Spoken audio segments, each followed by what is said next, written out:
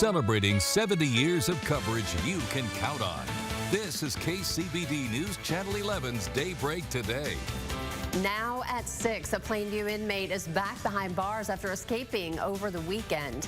Plus, authorities are preparing for former President Trump's arraignment. We'll take a look at security in place for his arrival. And commuters in Pennsylvania are looking for alternate routes this morning after a major highway collapse. These stories and more on the way for you.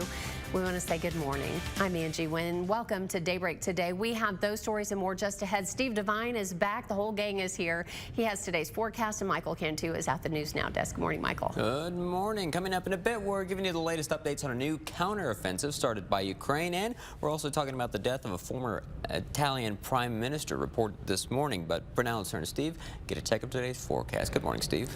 Good morning. And this morning, very nice looking sky out there. A lot of cloud cover, 66 degrees at the moment. Going to see quite a bit of cloudiness here this morning. Now, no showers in the viewing area. A little bit of clutter showing up on the radar here locally, but up in the Panhandle, some very strong storms. These actually at times have been severe, producing hail up to about the size of tennis balls. That's a little over 2.5 inches in diameter in the Fritch area. You see that thunderstorm activity right around Pampa with some hail indications just to the south of the Pampa area.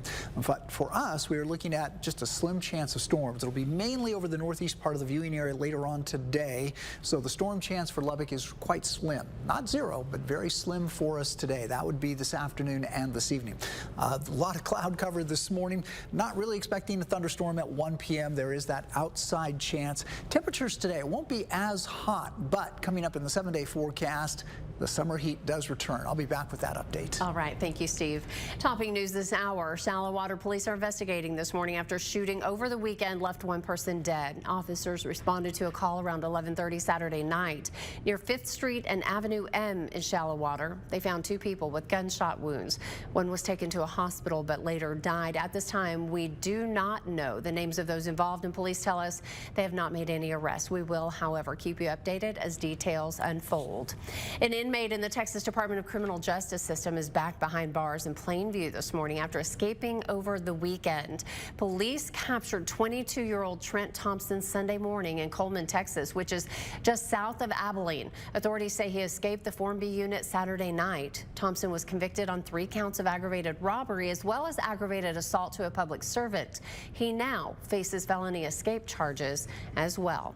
Happening overnight, Ukraine is claiming victories as it starts a new counteroffensive against Russia. Michael's following all the latest from the News Now desk. Morning, Michael. Morning, Angie. And an update this morning, a defense minister says Ukraine's forces have captured a 4th village. This is in an area taken over by Russian forces. Now, the claims still need to be verified because Russians are saying the military has held its ground in the region. This new counteroffensive started over the weekend. Ukraine has claimed victory to 3 other Russian-held villages. However, victory for Ukraine still far from certain, and it could take a long time to overtake Russia. Angie? Thanks, Michael. Planning is underway at this hour for former President Trump's arraignment in federal court tomorrow. Trump is expected to enter the Miami federal courthouse in Florida through an underground tunnel. He will then be processed by both federal marshals and the FBI. Next steps for former President Trump include entering a plea. A former FBI member says steps are being taken to protect everyone involved. They're going to be monitoring online. We're going to be passing intel. So, the FBI, Miami police, U.S. Marshals, everyone's monitoring. The arraignment will kick off what could be a year-long process. It will lead up to Trump's trial on 37 federal charges, including obstruction and unlawful retention of defense information. Across the nation now to Philadelphia, it seems there won't be much brotherly love for drivers stuck in today's commute after a section of Interstate 95 collapsed from a fire Sunday morning. Today, authorities are saying it may be a while before things are back to normal. John Lawrence reports. People driving in southeast Pennsylvania will need to have a lot of patience and maybe an extra audio book. At the moment, okay, this is just, a normal bump, a normal little brush fire. It was anything but a brush fire. On Sunday morning, a tanker truck carrying a petroleum-based product caught fire under the highway on Interstate 95 in Philadelphia, causing part of the bridge to collapse, officials say. Mark Fusetti captured this smoke-filled footage as he drove over the other side of the bridge. I thought, okay, maybe this is just the construction part. I didn't think for a second that the road under me was collapsing. And that part of the highway will have to be replaced too. Officials have started putting detours into place. We're also looking at interim solutions to connect both sides of I-95 to get traffic through the area. Philadelphia Mayor Jim Kenney says the fire is under control and in a tweet advised commuters to, quote, plan for alternate routes or modes of travel. Pennsylvania officials say traffic in the area is expected to be affected for months. The rebuilding of I-95 is going to be a massive project. And until that happens, you are literally going to have millions of people in what is one of the largest population centers in the country impacted in a significant way. I'm John Lawrence reporting. This is just coming in through the wires. Silvio Berlusconi, the former Italian prime minister, has died at 86. He created Italy's largest media company before getting into politics. He served 3 separate times as prime minister, championing far-right policies. Now, criminal cases were also launched against Berlusconi, but all ended with dismissals. There's no word yet on who takes over his media companies. Angie? Thanks, Michael. Here in Texas this morning, Harris County deputies are investigating a deadly shooting. It happened near Houston Sunday. Investigators say several people in Crosby, Texas, got into a fight inside a car. A total of 4 people were shot. The driver ended up dumping 2 victims at a nearby cemetery where one of them died. The other, a 14-year-old boy, is expected to survive. 2 others drove themselves to the hospital. So far, no arrests have been made. Here at home, funeral services will be held today for the former owner of Joyland Amusement Park, David Dean.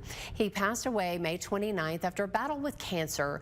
Dean's family opened Joyland in 1973, providing countless memories for generations of families.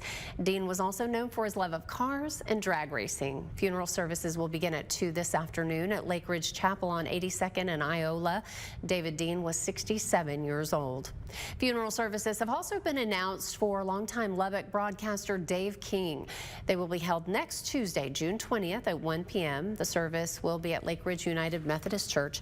King had a long career in advertising and radio and was the voice of Texas Tech's Goin' Band from 2006 to 2016. He also helped jumpstart the South Plains Honor Flight with fundraisers and advocacy back in 2012. The organization would like all veterans who have been on the trip to wear their Honor Flight polo in his honor at the service. It's 6:07. Steve, what do you have for us this morning in weather? Well, quiet weather here locally right now. This is our view from our tower cam. Sunrise is just about half an hour away, 29 minutes away from right now. A little vibration in the camera. There's a little bit of a breeze at about 10 to 20 miles per hour. Expecting to see a mostly cloudy morning, a little on the cool side. Nothing unusual for the time of year. Temperatures in the 60s. A typical low this time of year is right around 65 degrees. And right now the airport is 66. But there's that easterly breeze, and it's a more humid air mass. So again, a lot of cloud cover this morning, and we'll start to see that cloud cover breaking up this afternoon. Behind this boundary that's moved in and that east wind, that cooler, moist air, but it starts to get pushed back to the northeast today. So drier, hotter air mass over the southwest. So we could see temperatures in the mid-90s in the far southwestern viewing area. However, the cloud cover, the cooler air mass, will linger over the northeastern part of the viewing area. So our far northeastern areas, it may be a struggle to get to 70 degrees today. Now, based on where it looks like the boundary will end up this afternoon, Lubbock's high at about 82 degrees. But I've been mentioning a little bit more of a shift to the northeast, and we would get hotter or much warmer. If the boundary does not move as far, then we won't even reach that 82. But based on everything right now, about 82 degrees. This shows a little bit of green this morning, not expecting any measurable precipitation, but there's that retreating boundary. So you see the cloud cover clearing as the boundary pushes to the northeast. But again, just exactly where it ends up will dictate high temperatures. But with that, we have a chance of some storms, mainly over the northeastern part of the viewing area. This is a low chance, but it is that slight chance. I have the 7-day forecast and some summer heat coming up here in a few minutes. All righty. Thank you, Steve. It is 6:09. Still to come on Daybreak today. A local group is holding a camp in hopes of helping those struggling with the ability to speak. We'll look at the research going into it as well. Plus, the U.S. is trying to come to an agreement with Mexico over corn. We'll explain. It's all just ahead, and we are so glad you're with us this morning. Joining us on Daybreak today, you're watching KCBD News Channel 11.